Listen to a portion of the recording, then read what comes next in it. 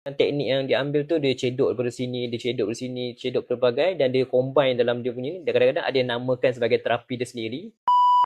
Sekarang ni kan ada orang yang mungkin dia claim dia boleh bantu merawat masalah kesihatan mental, tetapi kalau kita tengok daripada background dia mungkin degree dia berbeza. Cuma dia memang pernah pergi kursus-kursus dan dapat certification daripada kursus-kursus lah. Dan niat mereka ni memang nak membantu orang yang ada masalah kesihatan mental.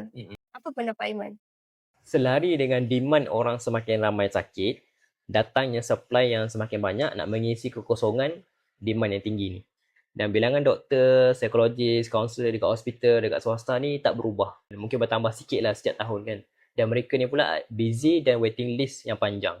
Maka golongan yang menunggu waiting list lama, mungkin ada pengalaman buruk dengan doktor ke ataupun dia pernah ada sejarah apa-apa, menyebabkan dia akan mencari ke media sosial. Dalam media sosial ni akan muncullah orang yang ada masa untuk buat video, ada masa untuk servis terapi secara online, tapi latar belakangnya bukan dalam bidang tersebut. Maka benda ini mungkin bagus bagi dia awal-awal sebab dia rasa lega.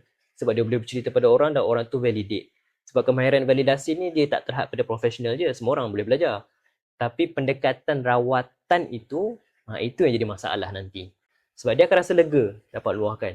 Tapi pada jangka masa panjang, kadang-kadang teknik yang diambil tu dia cedok daripada sini, dia cedok dari sini, cedok pelbagai dan dia combine dalam dia punya ni. Dan kadang-kadang ada yang namakan sebagai terapi dia sendiri. Maka ini jadi masalah sebab tak ada bukti kajian saintifik kata benda tu efektif. Lepas tu apa yang dia buat tu pula lebih kepada satu benda yang sangat generalize, bukannya spesifik kepada pesakit tu sendiri. Maka pada jangka masa panjang akan jadi lagi teruk lah pada dia. So nasihat saya, dapatkan servis ataupun rawatan ni daripada orang yang terlatih dalam bidang. Macam mana kita nak tahu? Kalau doktor psikiatri, kita boleh minta nombor MMC dia.